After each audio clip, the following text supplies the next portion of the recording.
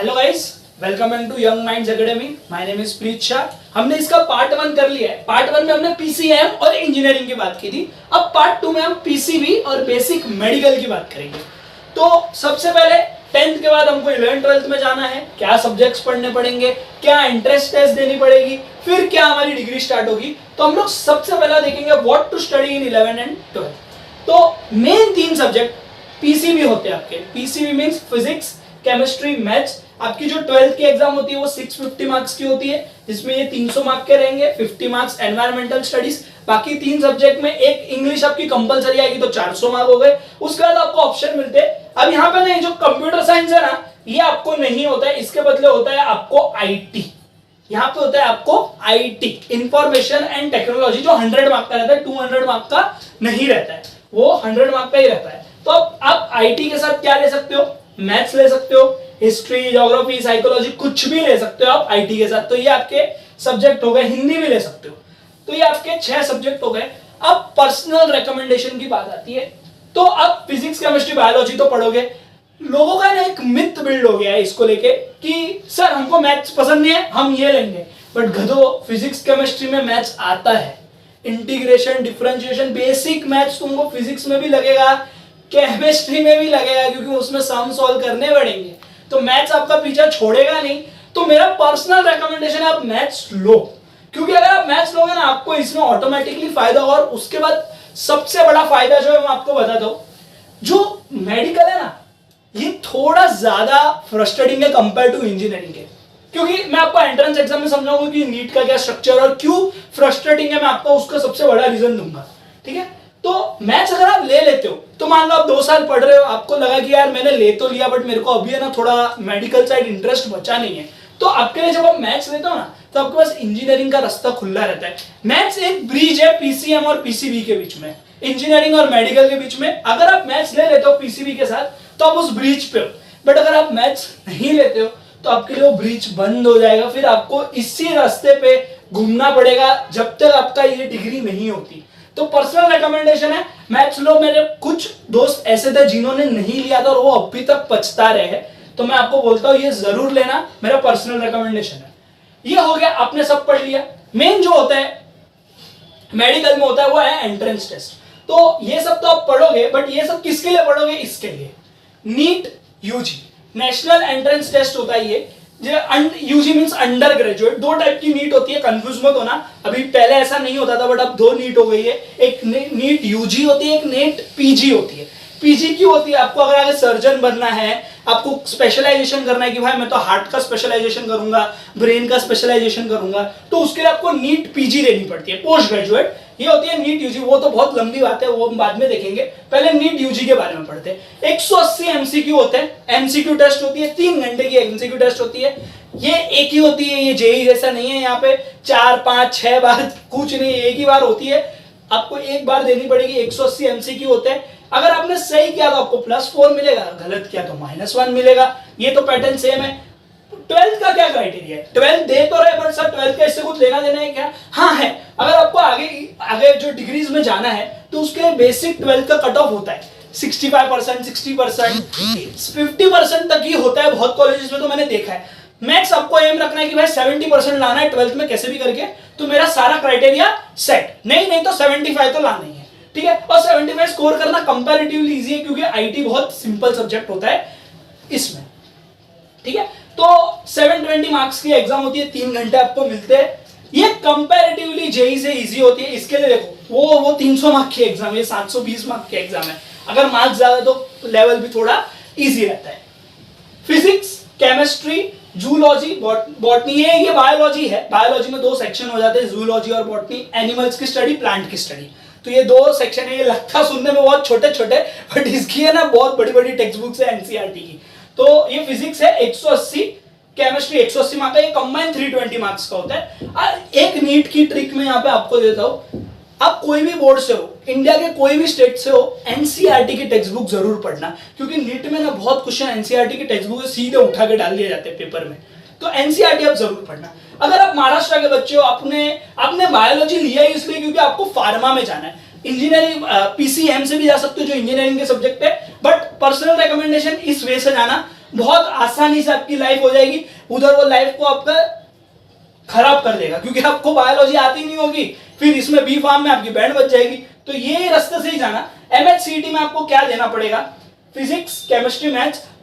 ये मत सोचो कि सर यहाँ पे अगर ये बायो ले लिया तो फिर मेरे को मैथ्स चाहिए तो मैथ्स में कैसे दूंगा। आप मैथ्स भी दे सकते हो। सीईटी की यही खास बात है कि आप फिजिक्स भी दे सकते हो, केमिस्ट्री भी दे सकते हो, बायोलॉजी भी दे सकते हो, मैथ्स भी दे सकते हो। बायोलॉजी और मैथ्स के पेपर अलग अलग टाइम पे होते हैं, ठीक है। तो हाँ, तो ये हो गया हमारा फिजिक्स, केमिस्ट्री, बायोलॉजी। यहाँ पे आप करते हैं 50-50-100। ये यहाँ पे एक 50 क्वेश्चन होते हैं, 50 क्वेश्चन होते हैं, 50 क्वेश्चन होते हैं, बट यहाँ पे 2 मार्क होते हैं, ठीक है। ये हो गया आपका बेसिक एंट्रेंस एग्जाम का क्या है। एंट्रेंस एग्जाम दे दिया, 12th हो गया, अब आती है एडमिशन की बारी। एडमिशन के लिए डिग्रीज कौन सी है। डिग्रीज बहुत सारी है, आप सर्च करोगे आपको बहुत सारी डिग्रीज मिलेगी, बट मैं कुछ आपको 3-4 जो बड़ी डिग्रीज है जिसकी हर बार डिमांड कम नहीं होती है, वो है MBBS, bachelor of medicine and surgery, BDS dentist, bachelor of dental science, फिर ये होता है BHMS, bachelor of homeopathy medicine and surgery. Homeopathy की जो पढ़ाई रहती है वो होती है। बैम्स होती है bachelors of Ayurvedic medicine and science. हमारा जो पतंजलि बाबा है ना, वो ये है बैम्स, आयुर्वेदिक की यहाँ पे पढ़ाई आपको ज्यादा होती है। इसके अलावा बहुत सारी है, आपको न्यूट्रिशन का, फिजिशियन का भी बहुत सारा आगे होता है, बट ये 4 इन डिमांड होता है। अब ये कितने साल का होता है सर, एमबीबीएस ले लिया कितने साल का होता है। एमबीबीएस ये सब कुछ बीडीएस को छोड़ के सब कुछ 5.5 साल का होता है, जिसमें आपका प्रैक्टिकल वगैरह सब मिला के 5.5 साल बाद आपको डिग्री मिलेगी। बीडीएस 4.5 साल का होता है, ठीक है। अब ये सारा हो गया। इसमें वही आपका 6-6 महीने में एग्जाम होती रहेगी। आपको हर साल सब्जेक्ट्स आते रहेंगे। सब्जेक्ट में क्या आएगा, कभी दवाई के बारे में आएगा, कभी आपको डाइसेक्शन आएगा, मतलब इंसान को सर्जरी करने के लिए काटते हैं तो डाइसेक्शन आपको सिखाया जाएगा। एनिमल्स का डाइसेक्शन, वेट भी इसमें ही आता है। डिग्री वेट, जो वेट डॉक्टर होते हैं, जानवरों के डॉक्टर, वो भी इसके थ्रू ही होता है। तो आपको ये सारी चीजें सिखाई जाएगी। अब ये सर इंडिया में थोड़ा मेडिकल का थोड़ा ज्यादा डिमांड है। आप कभी भी देखोगे ना, दूसरे कंट्रीज के मुकाबले इंडियन डॉक्टर्स की वैल्यू ज्यादा है। उसका सबसे बड़ा कारण मैं बताता हूँ। दूसरे कंट्री में भी डॉक्टर बनते हैं, इंडिया में भी डॉक्टर बनते हैं, बट इंडिया में सच की डेड बॉडी पे आपको डाइसेक्शन सिखाया जाता है। दूसरे कंट्रीज में नहीं सिखाया जाता है, इलीगल है। दूसरे कंट्रीज में आपको वो डमी पीस लाके दे देंगे, उस पर काटना सिखाएंगे। एक असली इंसान को काटना और एक डमी को काटने में जमीन आसमान का फर्क होता है। इसलिए इंडियन मेडिकल साइंस की इतनी डिमांड है। और आज कोई भी बड़ी कंट्री ले लो, यूएस हो गया, रशिया हो गया, चाइना हो गया, ऑस्ट्रेलिया हो गया, कनाडा हो गया, न्यूजीलैंड हो गया, वहां पे इंडियन डॉक्टर्स की डिमांड है, क्योंकि इंडियन डॉक्टर्स पहले से ही उस चीज के लिए तैयार होके आते हैं, ठीक है। अब इंस्टीट्यूट कहां से करेंगे हम ये सारी चीजें, तो 2 टाइप की इंस्टीट्यूट होती है। एक होती है गवर्नमेंट इंस्टीट्यूट जो गवर्नमेंट फंडेड रहती है, एक होती है प्राइवेट इंस्टीट्यूट जो कोई भी बड़े बड़े नेता वगैरह या कोई भी बड़े बड़े बिजनेसमैन बनाते हैं अपनी इंस्टीट्यूट। तो गवर्नमेंट से है एम्स। इंडिया में टोटल 15 एम्स है और यहाँ पे कंपटीशन बहुत हाई रहता है, बहुत हाई रहता है। स्टेट मेडिकल कॉलेज में आपके जो जैसा भी गवर्नमेंट कॉलेज ऑफ नासिक हो गया, गवर्नमेंट कॉलेज ऑफ अहमदाबाद हो गया, ये सारी स्टेट मेडिकल कॉलेजेस है। ये गवर्नमेंट कॉलेजेस के अंदर आती है। प्राइवेट में कुछ फेमस मैंने बताया, बहुत सारी प्राइवेट होती है, बट ये कुछ मैंने फेमस बताई है। Kasturba, saint John, MS Ramaiah, ये थोड़ी फेमस इंस्टीट्यूट्स है। अब सर गवर्नमेंट और प्राइवेट में क्या फर्क पड़ता है, डिग्री तो मिल रही है, फर्क फीस स्ट्रक्चर में पड़ता है। फीस स्ट्रक्चर में क्या फर्क पड़ता है, 11-12 का तो वही जेई जितना ही रहता है कि 2 से 8 लाख तक आपका खर्चा होगा। बट इसमें एक नेगेटिव पॉइंट है, वो भी मैं आपको आगे बताऊंगा। फॉर डिग्री अगर आप गवर्नमेंट कॉलेज से करते हो ना, तो आपको 5.5 साल के करीब 3 से 10 लाख रुपए जाएंगे, जो ठीक है, ये भी ज्यादा ही है ऑफ कोर्स, बट तो भी ठीक है कंपेयर टू प्राइवेट। ये देखो 20 से 80 लाख, 80 लाख मतलब कितने ज्यादा होते हैं। तो मैंने मैथ्स देने का ना, यहाँ पे भी उसका मैं कारण समझाता हूँ। मान लो गवर्नमेंट कॉलेज अभी 720 का एग्जाम होती है नीट, बराबर।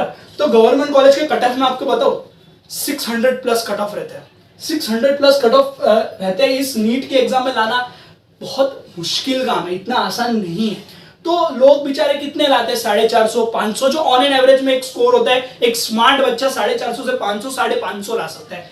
तो वहां पे गवर्नमेंट कॉलेजेस नहीं मिलती है, मिल जाएगी आपको, ये सारी स्ट्रीम्स मिल जाती है। बीएमएस या इसके नीचे की कोई स्ट्रीम रहेगी वो मिल जाएगी, पर आपको ड्रीम नहीं मिलेगी। ड्रीम तो सबका एमबीबीएस बनना ही होता है। तो उसके लिए आपको 600 650 प्लस लाना पड़ता है नीट में। तो अब क्या हो जाता है, लोग तो कर सकते हैं ना एमबीबीएस, तो प्राइवेट से भी कर सकते हैं, बट इतना पैसा सबके पास थोड़ी है। जिनके पास है वो लोग ले सकते हैं, जिनके पास नहीं है उनको तो गवर्नमेंट में ही जाना पड़ेगा। तो यहाँ पे ना मैथ्स का फायदा होता है। मैथ्स का क्या फायदा होता है कि मान लो आपने नीट का एक अटेम्प्ट दे दिया, आपको कम आया, सोचा कि नहीं मैं 1 साल और प्रिपेयर करके फिर से एमबीबीएस के लिए गवर्नमेंट से ट्राई करूंगा, फिर से आपने दिया, फिर से आपको थोड़े कम आए, तब आपको मैथ्स वहां काम आएगा कि भाई सरो अभी मैं फ्रस्ट्रेट हो गया, मेरे से अब मेडिकल होना नहीं है आगे, मैं तो इंजीनियरिंग करने घुसा। वहां पे सीधा मैथ्स आपको इंजीनियरिंग में बिठा देगा। तो ये मैथ्स का काम है। मैं ऐसा नहीं बोल रहा कि नहीं कर सकते लोग, बट ये एक अच्छा बैकअप ऑप्शन है, प्लान भी एक अच्छा प्लान भी है मैथ्स रखना हाथ में। क्योंकि ये जो साइकिल है ना, जब मैं इंजीनियरिंग की पढ़ाई कर रहा था, जब मैं 11th 12th में था, तभी मेरे दोस्त जो इस नीट में थे, मैं 3rd ईयर में आ गया था, उन्होंने मैथ्स नहीं लिया था, मैं 3rd ईयर इंजीनियरिंग में आ गया था, और ये बेचारे अभी भी नीट के धक्के खा रहे थे। मतलब 3 से 4 अटेम्प्ट दे चुके थे वो नीट के, क्योंकि यहाँ पे गवर्नमेंट कॉलेजेस में नहीं पहुंच पाते। ठीक है, अगर आपको ये इंफॉर्मेशन वैल्यूएबल लगी हो तो ये वीडियो को लाइक कर देना, शेयर कर देना अपने दोस्तों के साथ, चैनल को सब्सक्राइब कर देना। अगर आपको कुछ भी डाउट हो इनके रिलेटेड कि सर इसमें ये डाउट है वो डाउट है, तो आप कमेंट सेक्शन में जरूर बताना, मैं आपके सारे डाउट क्लियर कर दूंगा।